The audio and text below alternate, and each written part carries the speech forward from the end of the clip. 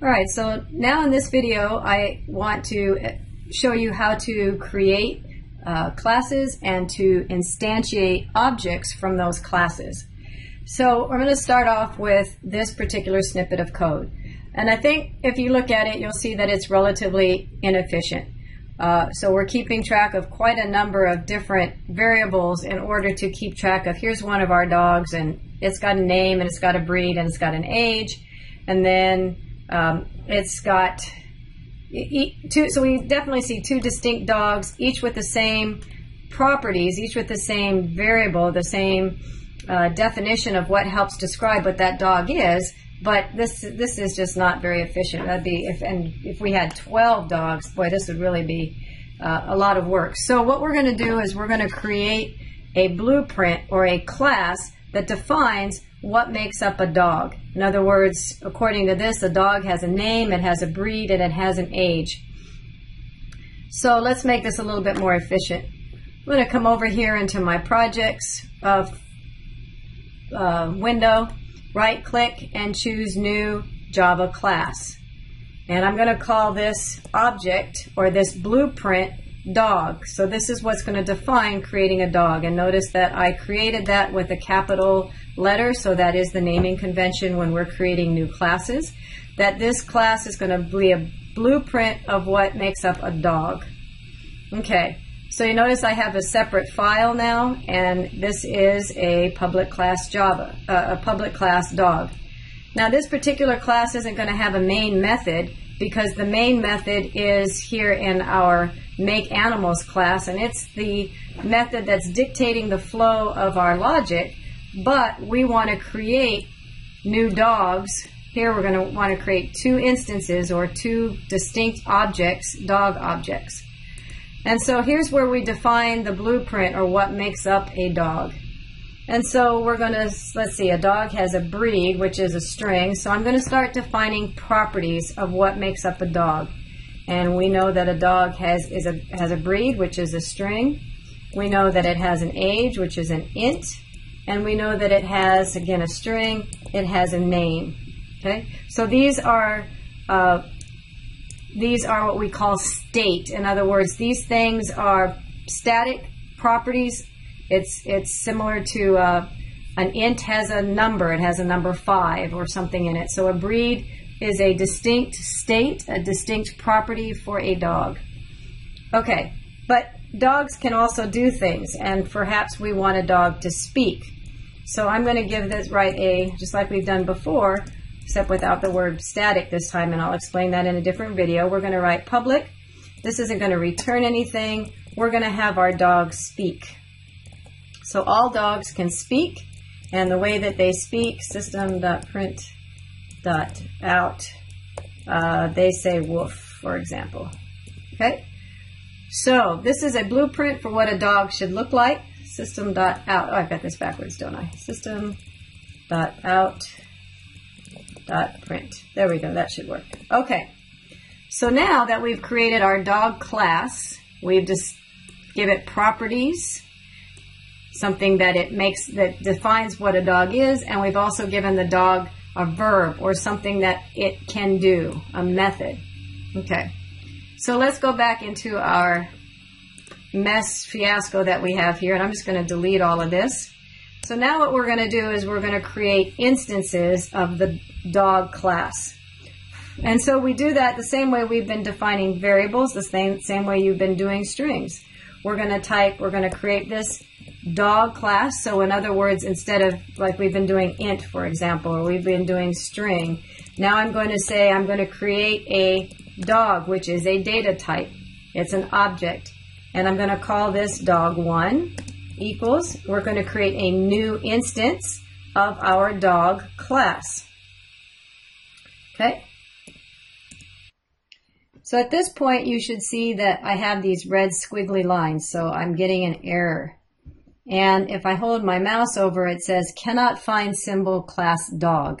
And so what that's trying to tell me is that it doesn't know where to find this definition for this class dog, this data type that I'm creating. It doesn't know that I have this dog file right here, this dog class that I'm trying to access to create an instance of the dog.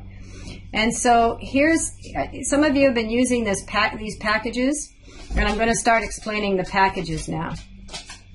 So if we look over here on the left-hand side and you see your projects folder, when I created this project to start with, I created a package called Make Animals. A package was created for me that was Make Animals, and this line of code appeared at the top. And on the left-hand side, under Source Packages, Make Animals was created. This is a package icon. It looks like a little package.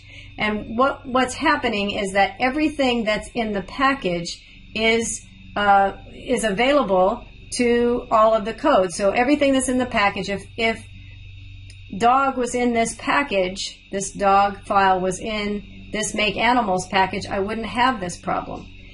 As you can see, when I created the class dog, it put it into a default package. And so if I look in this dog file, there is no package Make Animals. It's not there. So as far as the compiler is concerned, these files exist away from each other, and the compiler can't see each other. So the easy way to do this is the safe way. I'm just going to drag this dog Java into this Make Animals package. It's going to ask me, do you want to remove? Yes, I do. I may move it, and then go ahead and refactor it. Reorganize the code so that it should be able to see each other. So now that both of these files are in the same package, and in fact, if I look in dog Java, it added that package for me. So since they're both in the same package, the main class can now see the data type dog, and so my red squiggly lines go away. Okay, so if you're using packages, this is something you want to make sure that all of your files are in the same package. Okay, so now that we've got that set up and we've got rid of our squiggly lines, let's continue. Now we have to, let's look back at our dog file, and we've created some properties, and we've created a method. So now that I have my dog variable created, I have created an object of the type dog, and now that dog1 has properties that are associated with that class as well as a method. So let's start using it. So I'm going to type in dog1, and then in order to access the properties, I simply have access to these names. And so in other words, if I now type in dog1 period, then I can see, oh, those are the 3 properties that I set up for that object. So I can, let's see, name is a string. Okay, so I use this dot to get to those properties, and I'm going to give this dog's name Fido. Okay, and then dog1, we're going to give dog1 breed equal to, I think we gave it a German Shepherd. And then dog1 dot, let's see, what are we missing? The age. The age is equal to 5 or whatever it was. Okay, so now we've created an object. We've called it dog1, and we've given that dog individual values for the properties. The other thing our dog can do is speak. So let's call that method, dog1 speak. Okay, this is methods like we've written before. I don't have to send any arguments. So I can simply say dog1.speak. So now when I run this, these values should be assigned and the dog should speak. So let's give that a try and see what happens. And so in fact, the dog has spoken. Okay, good. Maybe, let's see, let's try something different. Maybe the dog wants to, let's do something different here. Let's do this. Public void say your name. Okay, so this time we're going to have the dog say his name. We have the properties set, so all of these things have to do with this instance of the dog. So let's put system.out.print my name is, and then we'll have it say what its name is. Name. Okay? So remember that, oh, we have to spell print right. Maybe I'll have to do a print line here. There we go. So it prints a new line. So all of these things refer to this instance of this dog. So if dog 1 says his name, it's going to print out his individual property. So let's do dog 1 dot say your name. And let's run that and see what happens. So sure enough, it knew that my name is Fido. So we can just copy and paste this and create that for a second dog. Let's just try that. We're going to create a dog 2, dog 2, dog 2, dog 2. Let's just make sure that that all works the way we think it's supposed to. Dog 2, dog 2. And maybe this time his name will be Spot. He is a lab. And he is 2. So this time when dog 2 says its name, remember that dog 2's properties are specific to dog 2. Dog 1's properties are specific to dog 1. So when we call this method is particular to dog 2. So let's run that and see what happens. So we should see barking several times, and sure enough, we've got Fido, and we also have Spot. So now let's just take this one more step further, and let's say that let's add int number of woofs. So maybe each dog will, maybe Fido woofs twice, and maybe Spot woofs 3 times. So let's see, we'll do a loop for int I equals 0. I less than num of woofs, and I plus plus. And so this time we will send in to the method how many woofs we want that dog to woof. Probably do print line here, and maybe, okay, so now we'll have it woof. So that means that I probably have an error here. Yes, I do. Because now it says, wait a minute, this particular method has a parameter. You're going to have to send it an argument. So maybe this dog says it twice, and this dog says woof 3 times.